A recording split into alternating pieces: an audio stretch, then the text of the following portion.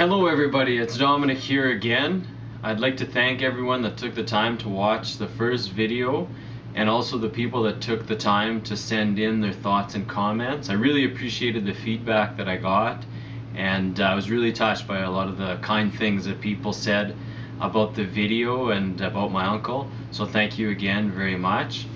And because of the interest that so many of you have shown in the shrine, I'd like to share a few more of the items that are in it. As you can see, there's a lot. There are a lot of objects on the table here. There are a lot of pictures. I won't go into the pictures too much because I realize that they're hard to see on your screen. But there's a lot of things in the shrine that I'd like to share with you. And one thing I didn't mention in the last video is that the shrine actually commemorates 3 people in my life, and I have it divided into 3 sections.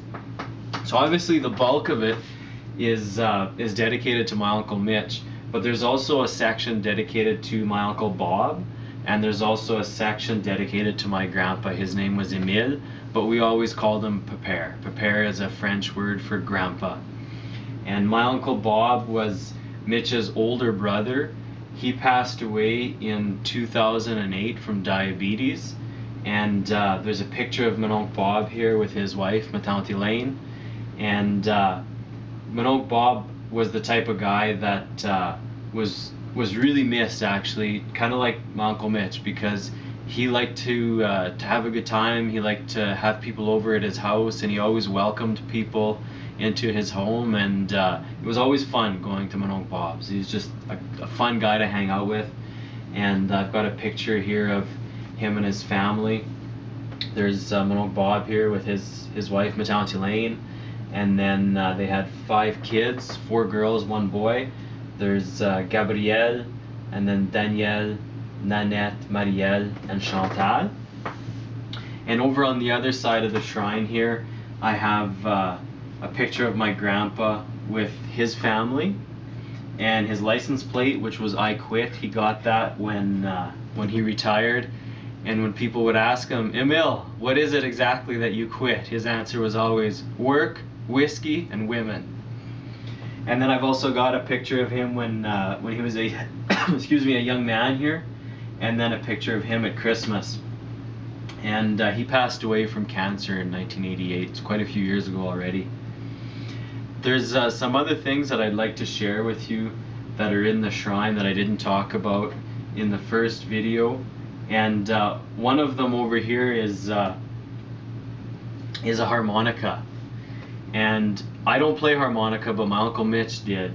And not to take anything away from Blue Rodeo, but swear to God, my uncle could play the intro to 5 Days in May better than Blue Rodeo. It had like just more soul, more passion into it, and it was pretty amazing to listen to him play that song.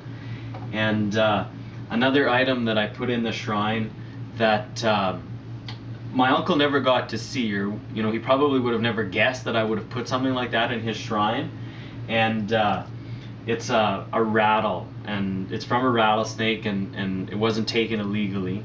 But the reason it's in there is my uncle was so passionate about what was going on in other people's lives that if I would have phoned him and just like made it rattle over the phone, he would have been so impressed. He would have said, Tabarnakshire, where did you get that? And that would, I'm not going to translate it because it's a swear, but that's just like his way of showing enthusiasm for life and for what other people are doing in life. So that's why I put that in here. And one other thing that I wanted to tell you guys about is I put some sweetgrass in the shrine here, and every now and then I'll get it smoldering and just take whatever, a minute or 2 minutes to think about my uncle and be thankful for all the time that I got to share with him. And another reason that the sweetgrass is in there is because my uncle had this openness to other cultures, and the sweetgrass symbolizes that. So the departure date is fast approaching. I'll be leaving June 8th, and I'll do a first week on the Frenchman River, which will take me from East End to Val-Marie, and then I have to stop for a weekend to go to graduation. 2 of my cousins are graduating, and then the journey will start up again after that. So I hope you guys will be following my progress on Facebook. I'll be updating my status regularly with a special GPS, and really look forward to the next video and sharing more of the trip with you. Thanks, and have a great day.